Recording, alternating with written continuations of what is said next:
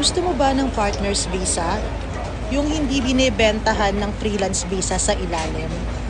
Yung legal at hindi ka mapapahamak sa bandang huli. Tara dito sa Yes Pinoy Pro. Ang office namin nasa Alqueada Metro Station. At isa pa, talagang sa'yo ang license, hindi mawawala yung partner mo. Hindi kayo maghahanapan sa bandang huli at magkakakaso sa bandang huli. Huwag kayo basta-basta naniniwala sa kung saan-saang bagay. Mag-seminar muna kayo.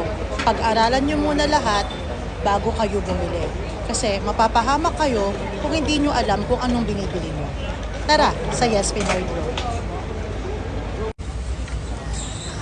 Pay only 6,000 dirhams. Yan ang sinasabi ko sa inyo. Hindi nyo kailangan bumili ng sobrang mahal na visa.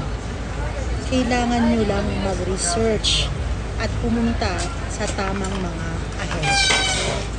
Pwede nyo pang bayaran ng tabi at pwede pang monthly installment.